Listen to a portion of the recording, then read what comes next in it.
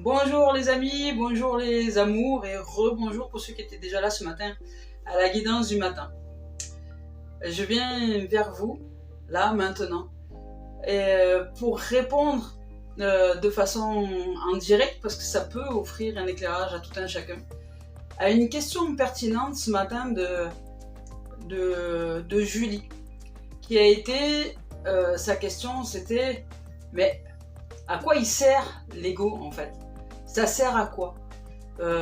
Qu'est-ce qui fait que on est venu ici, on est venu pratiquer quoi ici voilà, ça sert à quoi?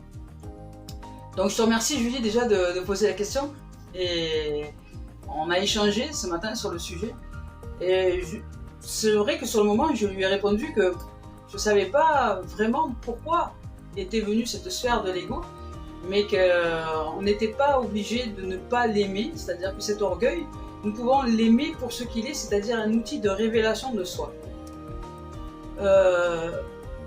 Et puis, tout en échangeant, il m'est arrivé comme un éclairage de la conscience, cette réponse toute simple qui dit simplement que tout comme la graine d'un arbre est plantée sur cette terre et a toute la connaissance à l'intérieur d'elle qui fait que quand elle va s'ouvrir, elle va se magnifier et devenir et se manifester en un bel arbre.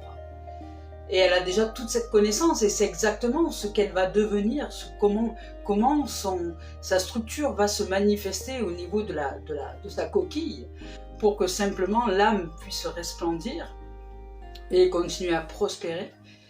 Nous, c'est la même chose, c'est-à-dire qu'on est arrivé sur cette terre, nous sommes une graine qui avons été plantée en terre. On est arrivé, choc, planté en terre par cette naissance dans ce corps physique qui est en réalité une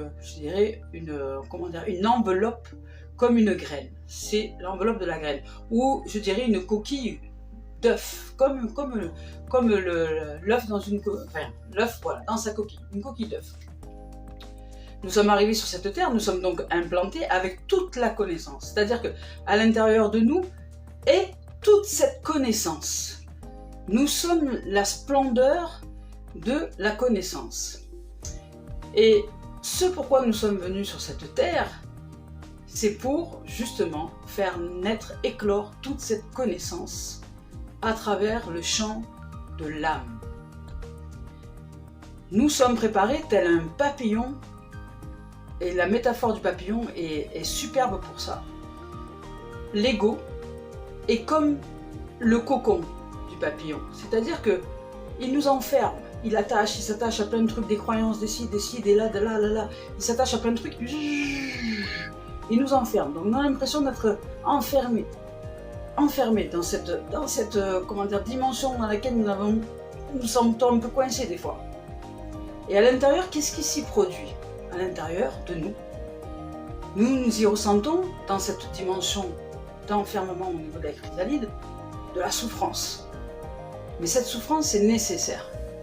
Tout comme la chenille, nous sommes tout comme cette chenille-là, en train de transmuter à l'intérieur de ce cocon dans lequel nous maintient l'ego, dans lequel nous maintiennent toutes ces croyances, etc. Donc vraiment, on est à l'intérieur, là, on est comme cette chenille dans ce cocon-là, invisible, mais qui est bien là, qu'on ressent bien à l'intérieur de nous, comme étant quelque chose qui nous coince, qui nous fait souffrir, qui nous fait bouger à l'intérieur de nous.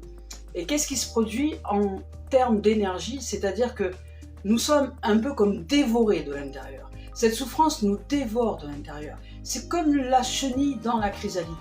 Elle vit énormément, elle vit de la souffrance parce qu'elle transmute. Et la chenille change plusieurs fois de peau, donc jusqu'à délivrance, jusqu'à sortir complètement de la chrysalide et être. Nous, c'est la même chose. Nous souffrons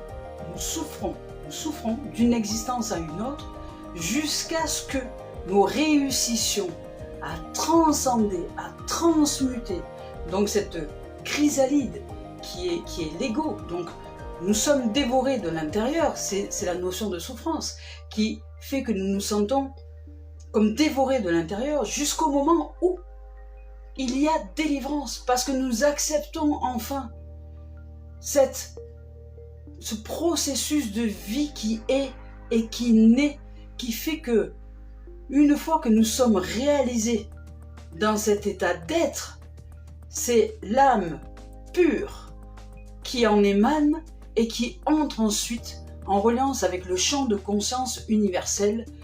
C'est ce qui produit l'éternité de la vie. La vie a un processus de vie.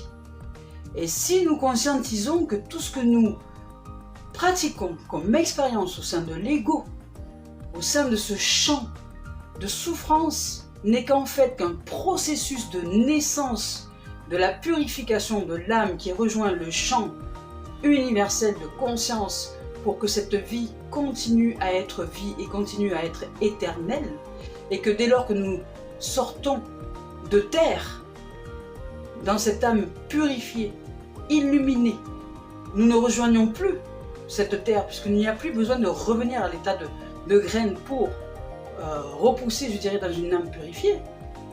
Que dès lors que nous rejoignons ce champ de conscience universel, cette âme peut continuer son aventure dans d'autres plans de vibration, dans d'autres plans d'élévation. Parce que la base, le départ, la graine, quand elle est implantée sur cette terre, c'est-à-dire nous sommes là que pour servir le plan de la vie, pour que la vie soit de toute éternité, qui est simplement l'élévation et la purification de l'âme. Les histoires de cette terre, les histoires de la société, etc., ce n'est juste pour nous occuper dans le système de l'ego et de la chrysalide. Parce que la chrysalide a besoin de nous attacher, de nous enfermer, parce qu'elle a besoin de générer, voilà, elle nous enferme, elle nous enferme, elle nous enferme, elle nous enferme, elle nous enferme, et elle génère quoi? Elle génère tout ce que nous avons besoin de générer en termes d'énergie pour être dévoré de l'intérieur, pour se mourir à soi-même et enfin développer une âme complètement pure. Et une fois que cette âme est purifiée, nous ne revenons plus nous implanter dans plus lieu d'être et nous partons, nous évoluons avec cette âme-là sur un champ beaucoup plus léger, je dirais, et nous continuons le chemin d'expérience dans d'autres multivers, dans d'autres dimensions que la Terre. Nous pouvons pratiquer différentes dimensions que la Terre. Voilà. Donc je remercie Julie aujourd'hui, c'était simplement un direct pour vous exprimer que tout ce que nous pratiquons sur cette Terre en termes d'expérience avec le mental, ce n'est que pour, suivre simplement le processus de la vie et de la purification de l'âme pour que la vie soit. Donc il n'y a plus rien à juger, il n'y a rien de bien et de mal. Tout ce qui se produit sur cette terre n'est qu'une perfection absolue pour façonner les armes, les armes, oui, de l'ego et les âmes à la purification. Voilà. Donc voilà les amis, si aujourd'hui vous pouvez, réussir à transcender ce que je suis en train de vous envoyer comme message, à le poser en votre cœur et à le réaliser, vous ne serez plus assujetti à la notion de bien et de mal. Vous serez simplement dans la conscience que nous sommes le processus de la vie, de la naissance de l'âme à sa purification la plus ultime pour servir le plan de l'éternité. Voilà. Je nous aime, je nous souhaite de vivre un bon dimanche, un merveilleux dimanche. Soyez de toute paix, de tout amour, de toute joie, parce qu'aujourd'hui c'est une très grande nouvelle qu'est la naissance finalement de cette âme qui magnifie la vie elle-même à travers tout et toutes choses, et c'est une grande joie et une grâce absolue aujourd'hui que je suis honorée de répondre à la question de Julie qui a été très pertinente et qui m'a offert le bénéfice d'éveiller à la conscience le ce pourquoi l'ego existe et ce pourquoi nous sommes ici sur cette terre. Voilà les amis, je vous souhaite un bon dimanche. À très bientôt, au revoir.